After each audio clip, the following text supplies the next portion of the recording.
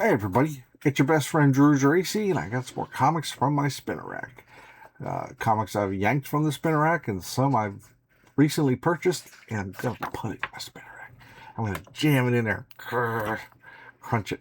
So let's start with Mr. Miracle. Really good book. This was a follow-up. In the 76 or so, when Jack Kirby went back to Marvel, um, DC decided to revive New Gods and Mr. Miracle, and they didn't do Forever People and all that. I never was big on Forever People anyway. But beautiful artwork there by Marshall Rogers, who started the series off with, I think, Steve Englehart. But here we got another Steve Gerber of Howard the Duck fame. And this, I'm trying to think of when this crosses over with Howard, if he's worked for both companies. It's hard to say, but Michael Golden, early Michael Golden, inked by Joe Gila, who's a very, how can you put it, very standard, strong comic book inker. Like he's one of those, unlauded type inkers who, does a solid job. And so this young Michael Golden guy, he's kind of like, love that spread. But there's little tricks in here that you see that he continues, and then there's other ones that he drops completely because he's just seeing what's working. They're just trying to pump out all these books. And boy, man, when I was inking monthly books, I loved pages like this where you could use a photostat and still get paid for a full page. So really interesting stuff here. I mean, like I said, you could see Golden, but there's parts where you would not see it. Like right there at Oberon's arm, right above where he says Oberon, that's a very Joe Gila fold in cloth. And Darkseid's a little too smooth for my taste. George Perez did him the same way. And he's got to be rocky. Got to be clunky. Boom. I get a feeling that Golden provided some of the sound effects. But yeah, if you saw this early on, you wouldn't think this was the same guy who would revolutionize the industry with Micronauts and then Avengers Annual 10 alone, which is like the most, aside from his Doctor Strange number 55, it's just so influential on so many artists. So, I mean, this is darn good, but it's not great yet. That's okay, though. He grows with each project by leaps and bounds. Okay, here we go. Continuity comics again. I know. I've been busting chops on how the stories aren't that great. But Urth4, I just couldn't resist. It's 4 elementals, kind of like Bill Williams' Elementals, and several other characters. But I got it mostly because Trevor Von Eden is doing the pencils or the breakdown. There's a lot of, I think every continuity book, Neil goes over, and adds his stuff or makes suggestions. But Peter Stone, who's a constant writer who works with 1990, who works with Neil, but Trevor Von Eden and Romeo Tanjo, who inked Perez's Teen Titans, Ken Bruzenek, Liz Beru, I'm sorry, I don't know that name. Probably somebody inside Continuity Studios that, didn't make a full career of it. Just kind of, it was another job. Because sometimes those studios, you gotta get stuff out there. So Trevor Von Eden, he started off, I think, with Black Lightning, and he really made his. He did a Batman annual that was really sweet, and he did a Batman and the Outsiders issue that looked like it was done overnight, and it was so bizarre and jarring but exciting at the same time. And also the short-lived book Thriller, which it was so wild how it's like he drew those pages and didn't even give himself time to think about another way to tell a story in a panel, if that makes any sense. and he's flying by to see his pants, and a lot of times it worked. So, but it's interesting because you don't see a whole lot of, maybe because Trevor hasn't done any really outside, otherworldly projects. Usually just grounded characters. But I love the debris. I don't know about how much I love debris. Debris, a little too nutty there, but that's okay. So yeah, he's doing like hardware and stuff like that. Shoof. And a lot of jibber jabber. He breaks up into smaller panels, which is good because I've seen a lot of books in the 1990s where if there is a lot of jibber jabber, the artist will just do this big head that's kind of uninspired looking, have the words dance around it. But there we go. Boom. So of all of his, check that. That's so weird. Why would you have a thumb cover up an eye of somebody in the foreground? But that's okay. Whatever. So just really crazy poses and angles from Trevor Von Eden. But it just doesn't even, I don't know if Von Eden is doing this rendering as well, because Romeo Tangel, he was never much into rendering. He was, hate to say it, more of a tracer, and he just followed every line, which is good. Hey, I've traced with grace myself, so there's some jobs that call for it, some jobs ask for a little more detail and playing around. Those are jobs I like best. But I could do either. Love that angle there. It's so weird because I just don't see Trevor Von Eden in this at all. And it is probably because I've never seen him do anything that wasn't street level. This otherworldly stuff is just I love that. That's a very Von Eden type splash. I love the designs of the characters. And even though, one thing I'll tell you is the continuity books that Neil came out with, they do give you your money's worth. There's a lot of story in there. There's not any padding or whatnot, decompression. So good stuff. Really, turns out Urth4, I'm a fan. I'm a fan. So here we go with Sergeant Fury, War is Hell. War is Hell started off as a series that actually had original stories in it. And the one issue I want to get, I don't know if it's issue 10 or what, but maybe it's early issue. It's the one where there's there is a tank like rolling towards this guy picking up this child, and in the back is, death, with the cloak and the, skeletal, body. So this became a reprint book of old Sergeant Fury stories. And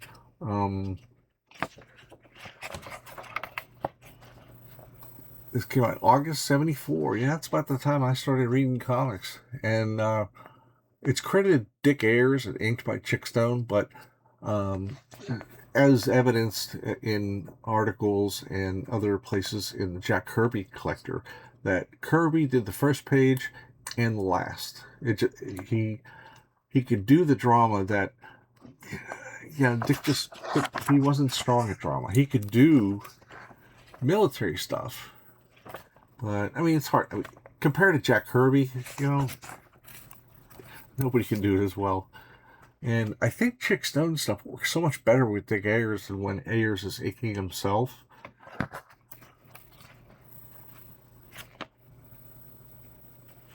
It just adds a little extra something, because Ayers inks, unless he was doing like Kirby early on and all that, I wasn't keen on it. Like, he did some Gene Colan issues with Captain America. I'm like, oh, Lordy, wow. That's awful. So, like, that face there's pretty cool.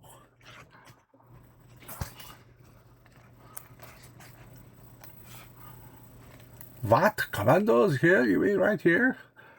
I was enjoying a nap.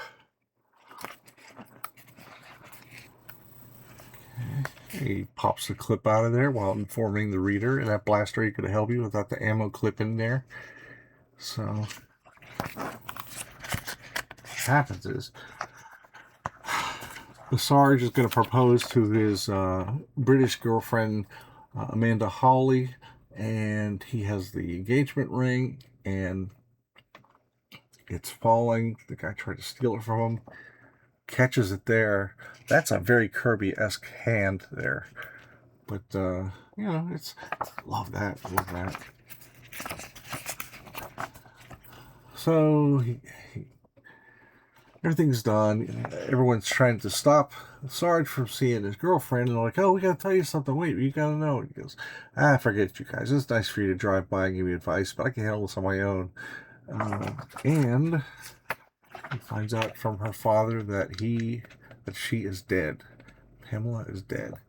Now you can look and see how strong and stout the figures are with drama that Kirby provides only. And those eyes right there, I mean, wide eyes, just really. And tell my wonderful American Sergeant how much I love him. Really, this reprinted, something from 1964, I think is when the original came out. So it was pretty profound. Although, for Marvel Comics at the time, because you had the War Comics DC that were very, very straightforward and sober. What do we call it? In tone, they were a lot more somber, I guess, and a lot more realistic and get on your nails. And that's why you have so many legends like Joe Kubert, who just influenced so many people. So Walt Simonson, he taken over what was New Gods. It was revived as Orion for 25 issues by Walt Simonson and a lot of guest artists doing backgrounds. So this is fun. This is just all that Thor energy. In fact, I have the Thor omnibus. I was going to get the Orion omnibus, but I'm trying to cut back on double dipping. The Newsboy Legions failed. I love that.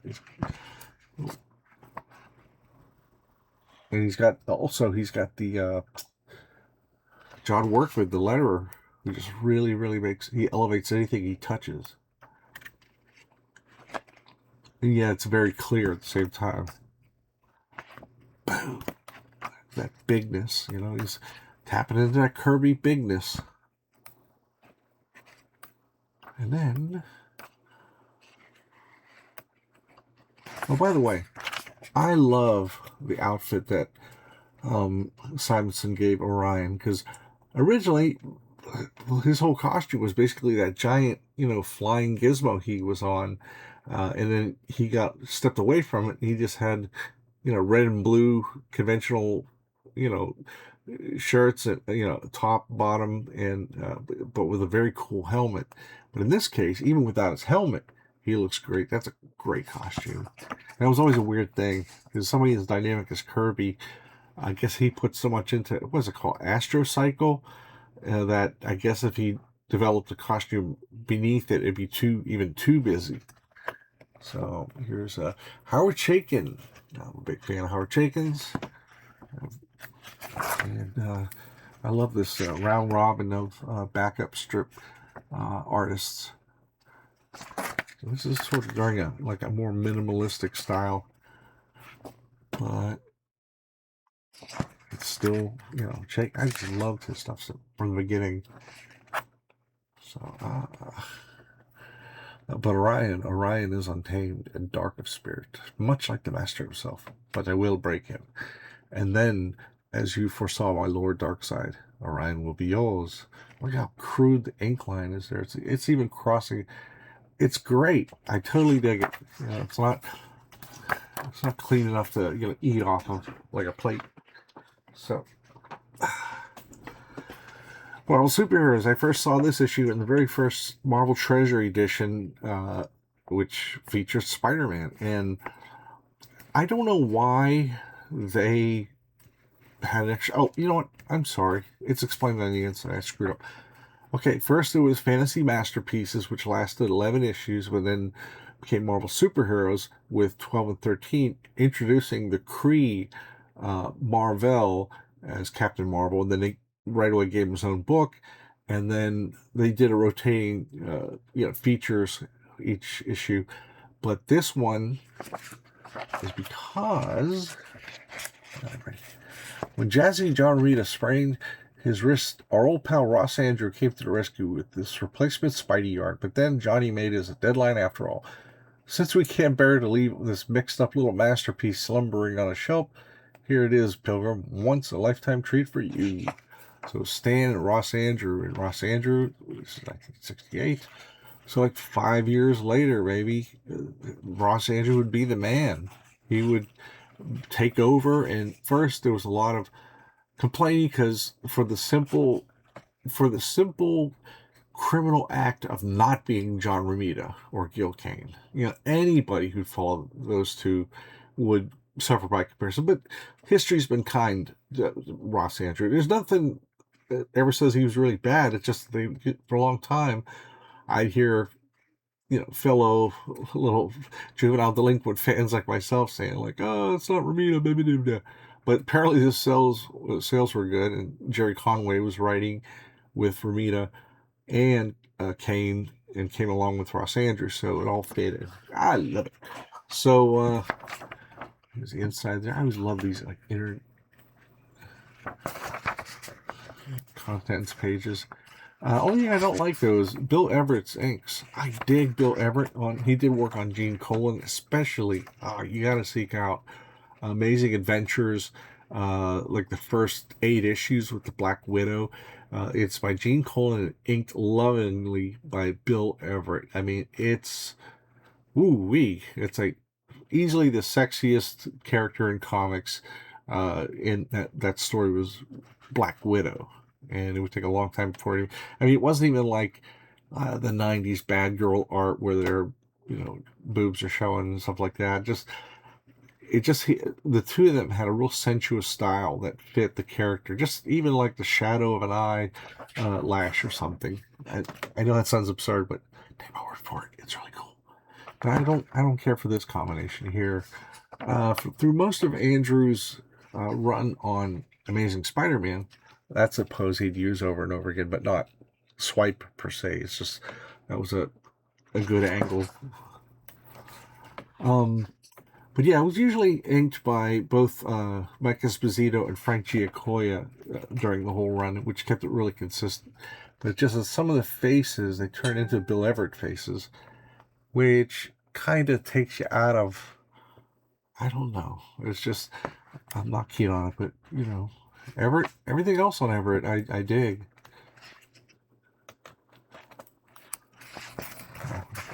So, the story's okay. I remember in the Treasure Edition thinking, like, okay, this one's okay. I don't know why I made it a Treasury Edition. But this guy's a lot like one of those humanoid Gumby characters that the Hulk fought. And nice stuff, real nice stuff.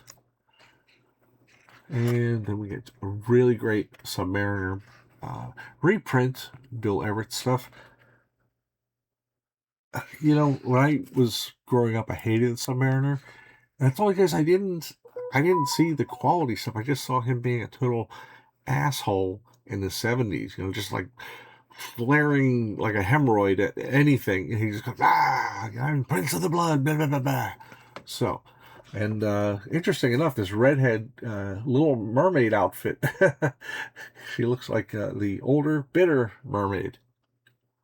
So this story's kind of weak, though, because they don't really make her...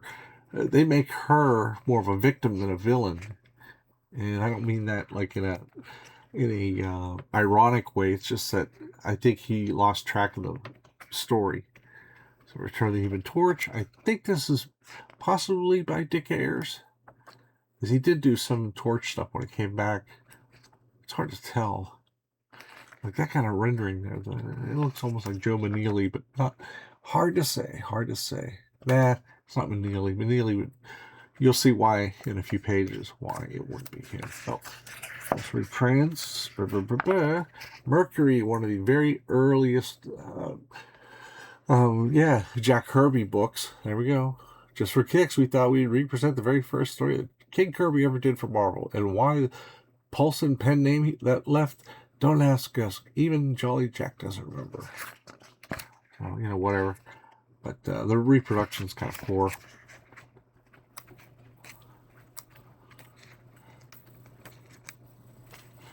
There we go. The Black Knight with Joe Manili art. Here he is right now. It's so perfect for this. And I have to do an episode on what if Joe Manili had lived. He died right before the Marvel Age of Comics, right before FF1, and he was as fast as Kirby, but his style, I can't see it meshing with a superhero style. I see, kind of like with Don Heck, I could see like, stories of, Knights of Old or Westerns or, science fiction stuff, but I can't see Manili doing any superhero stuff, I can see him drawing, Sergeant Fury or something. This is an artist I wrote down. I can't remember who it was. It wasn't Win Mortimer, but the name was very similar, and I'm not going to take the time out to look it up. But the guy's definitely going for the, hold on a second, definitely going for like the Terry and the Pirates kind of look. On focus. There we go. That's really, really weird. It's like something I would have drawn as a kid. Whoops, I forgot to make adjustment for that. So, and then like later on, you can see, except for her, all the other faces are everything's kind of basically rushed. That's a very, very kind of fold. So that's it, everybody. Tell me what you think. Did you have this? Did you first see it in the Marvel Treasure Edition like I did? Did you like Orion? It lasted 25 issues, and John Byrne did, I think, about the same. Were you ever into Sergeant Fury? And what do you think of Urth4? You have to say it like a burp. Urth4. And I think this is my favorite, more than Ms. Mystic or the others. This has a real healthy plot to it, and as far as substantial, or Mr. Miracle, start from Marshall Rogers, dude. I love the texture on that serpent, and but then there's this early Michael Golden that's really kind of rough. So anyway, let me know if you have any of these. Tell me what you think. Tell me if I piqued your interest on stuff, and just talk. Leave as many comments as you want, even if you disagree with me, you could tell me, oh, go eat your hat, Drew.